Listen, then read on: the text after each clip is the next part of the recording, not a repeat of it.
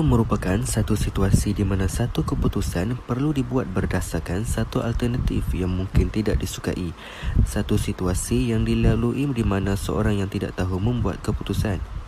Dilema adalah untuk mengetahui apa yang betul dan juga salah serta bertindak atas maklumat itu. Manusia tidak semestinya bertindak atas apa yang betul sahaja. Ada kemungkinan mereka akan bertindak atas apa yang salah.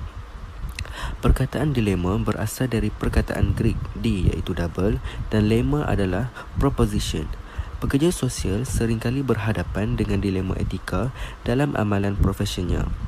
Perkara ini berlaku kerana terdapat isu-isu etika yang jelas dan mudah diselesaikan oleh pekerja sosial dan ada juga yang rumit serta kompleks untuk diselesaikan sehingga mewujudkan pertelingkahan dan salah faham tentang etika. Dilema etika sebagai situasi apabila tugas dan tanggungjawab profesional yang berpaksikan nilai-nilai teras dan berkonflik. Apabila situasi ini wujud, pekerja sosial perlulah menilai manakah yang akan menjadi keutamaan. Menurut Kenyon, pekerja sosial mestilah menyeimbangkan tugas-tugas yang berkonflik dan berkemungkinan akibat tindakan seterusnya, memilih tindakan yang terbaik yang memberi manfaat kepada individu yang terlibat. Etika sebenarnya memainkan peranan penting dalam membantu para profesional dan mengamal kerja sosial untuk memahami bagaimana keadaan itu berlaku. Situasi kes keganasan rumah tangga.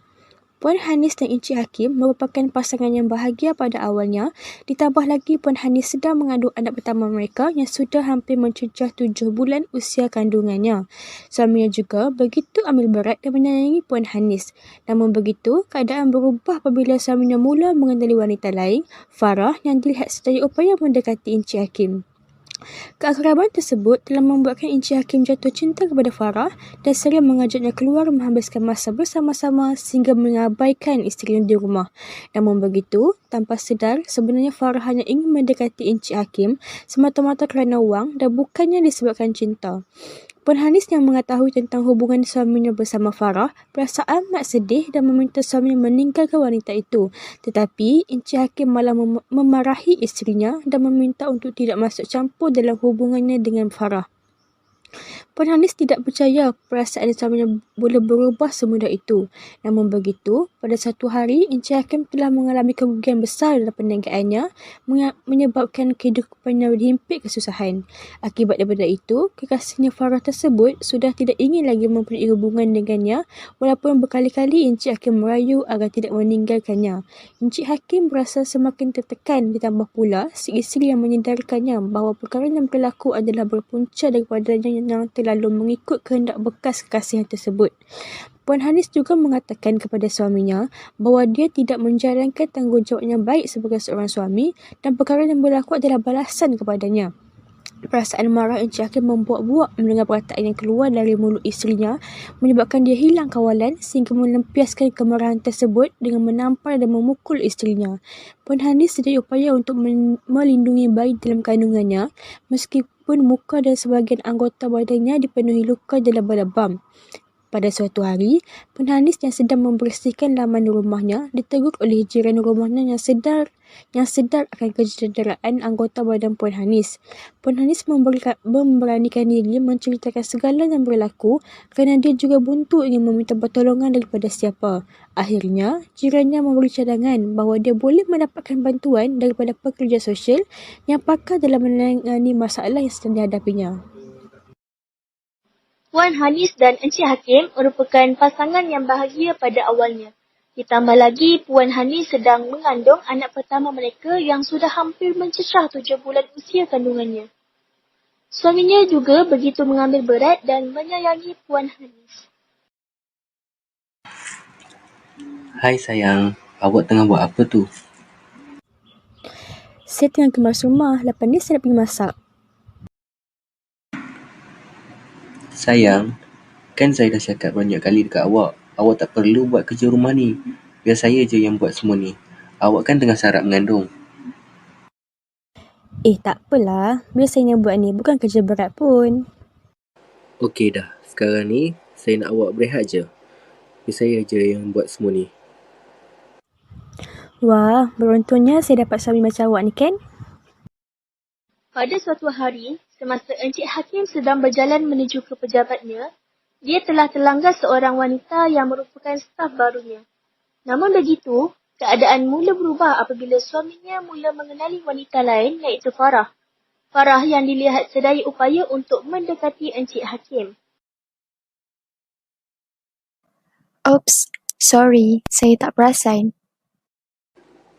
Oh, tak apa, tak apa. Salah saya juga ni. Jalan tak pandang depan. Oh ya, by the way, nama I Farah. Nama you? Nama I Hakim. So, you CEO dekat sini lah kan? Ya, I CEO dekat syarikat ni. Oh ya, ni nombor I. Kalau ada apa-apa, call je nombor tu, okay? Okay, you. Jumpa lagi By the way, I pun dah lambat ni nak ke pejabat sebab ada meeting sekarang ni. Okay, jumpa lagi.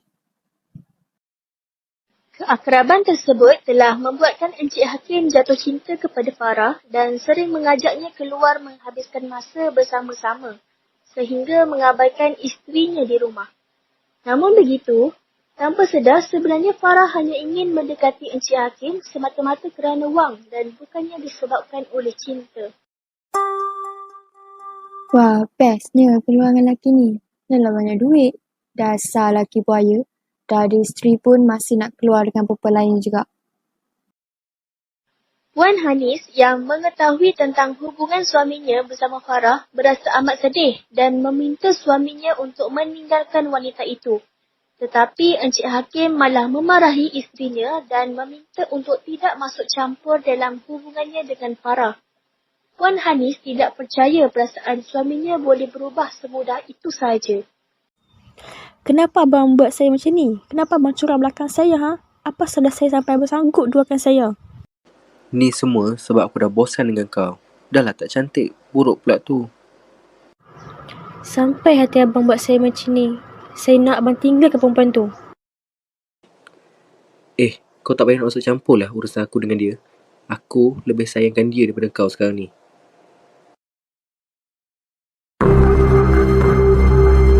Pada suatu hari, Encik Hakim telah mengalami kerugian yang besar dalam perniagaannya yang menyebabkan kehidupannya dihimpit kesusahan. Akibat daripada itu, kekasihnya Farah sudah tidak ingin lagi mempunyai hubungan dengannya walaupun berkali-kali Encik Hakim merayu agar tidak meninggalkannya. Encik Hakim berasa semakin tertekan, ditambah pula si isteri yang menyedarkannya bahawa perkara yang berlaku ini adalah berpunca daripadanya yang terlalu mengikut kehendak bekas kekasihnya itu. Puan Hanis juga mengatakan kepada suaminya bahawa dia tidak menjalankan tanggungjawab yang baik sebagai seorang suami dan perkara yang berlaku adalah balasan kepadanya. Perasaan marah Encik Hakim membuak-buak mendengar perkataan yang keluar dari mulut isterinya menyebabkan dia hilang kawalan sehingga melepaskan kemarahan tersebut dengan menampar dan memukul isterinya. Puan Hanis sedaya upaya untuk melindungi bayi di dalam kandungannya meskipun muka dan sebahagian anggota badannya telah dipenuhi luka dan lebam-lebam. You, tolong jangan tinggalkan I. I dah tak ada siapa lagi, melainkan you seorang je. Sudahlah you, sekarang you dah miskin, tak ada duit. Itu pun nak kat I lagi. Dasar lelaki miskin. Mulai sekarang, I dengan you dah tak ada apa-apa hubungan lagi, faham? Itulah abang. Saya dah cakap, ini semua sebab perempuan tu lah. Abang sedar tak, semua jadi ni sebab abang terlalu ikut sangat kehendak perempuan tu. Semua ni jadi sebagai balasan dan pengajaran atas perbuatan abang. Abang selama ni abaikan saya kan? Abang tak jalankan tanggungjawab abang dengan baik pun sebagai suami saya. Kau boleh diam tak?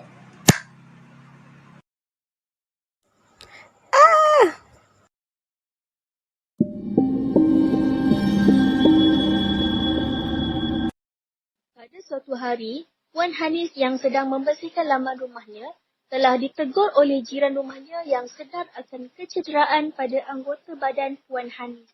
Hai Hanis, lama tak nampak. Apa khabar? Sihat? Alhamdulillah, sihat. Kenapa muka lebam-lebam tu? Hanis okey ke? Sebenarnya, saya malu nak cerita dekat akak.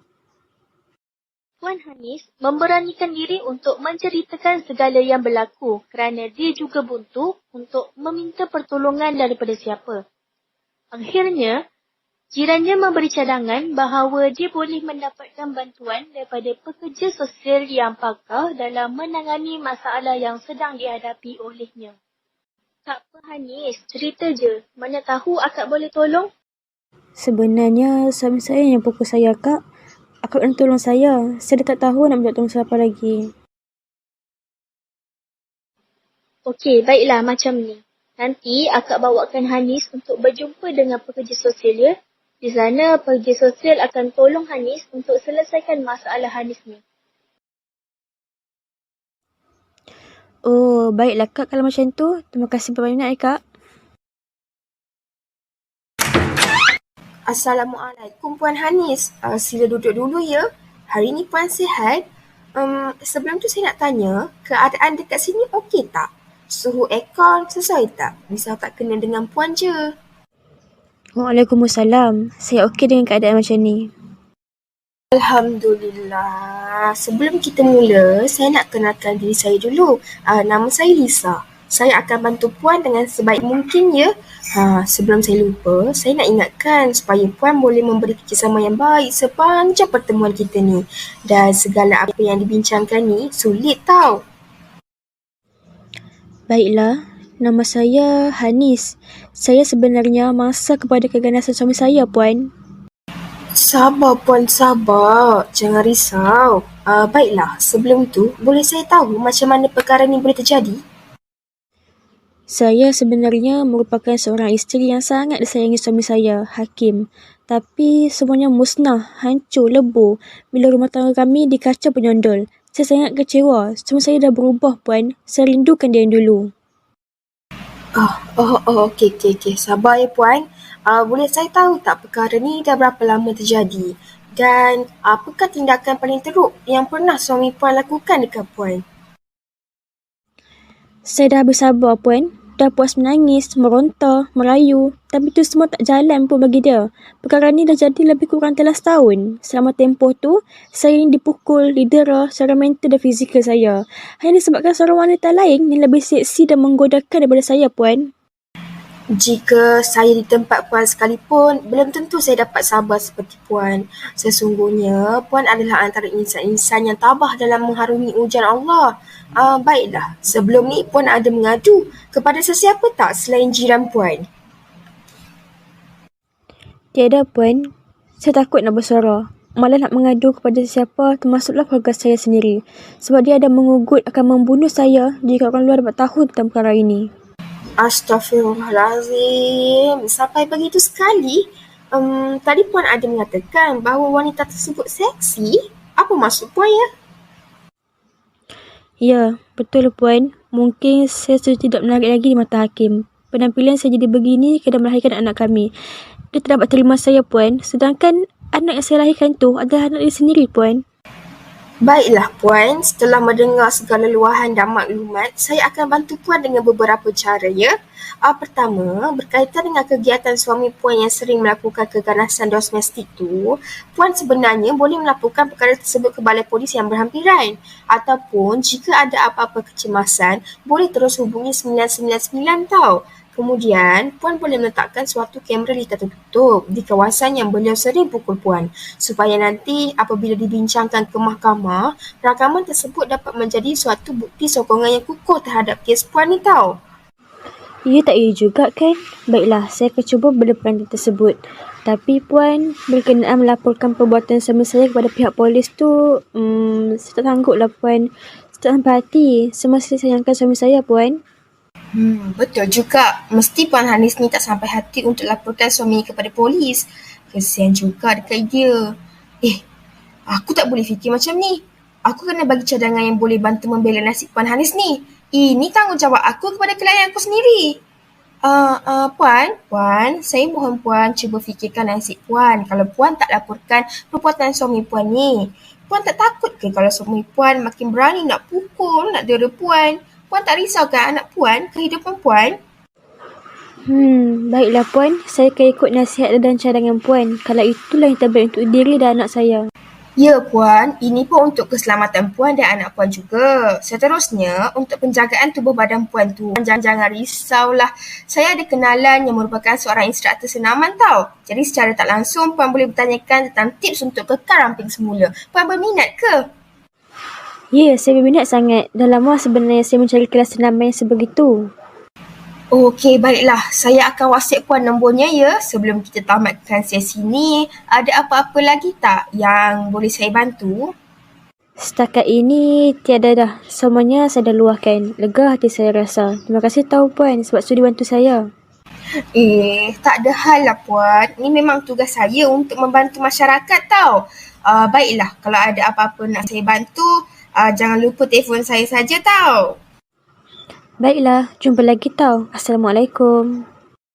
Waalaikumsalam. Hati-hati ya. Dilema yang dihadapi dalam kes keganasan rumah tangga ini adalah pekerja sosial itu mengalami dilema sama ada untuk mengikut keputusan klien atau memberikan cadangan yang terbaik kepada klien.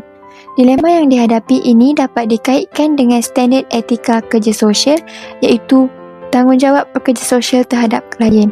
Oleh itu, pekerja sosial perlu mendapatkan persetujuan daripada klien untuk membuat keputusan dan menghormati keputusan klien. Contoh dilema yang dihadapi semasa proses interaksi dijalankan adalah pekerja sosial memberikan cadangan kepada Puan Hanis supaya melaporkan perbuatan suaminya kepada pihak polis. Malah, Puan Hanis enggan berbuat demikian kerana dia mempercayai bahawa suaminya pasti boleh berubah. Oleh itu, pekerja sosial mengalami dilema sama ada untuk mengikut kata Puan Hanis ataupun tetap menjalankan tanggungjawabnya untuk memberitahu Puan Hanis mengenai cadangan yang terbaik yang boleh dia lakukan.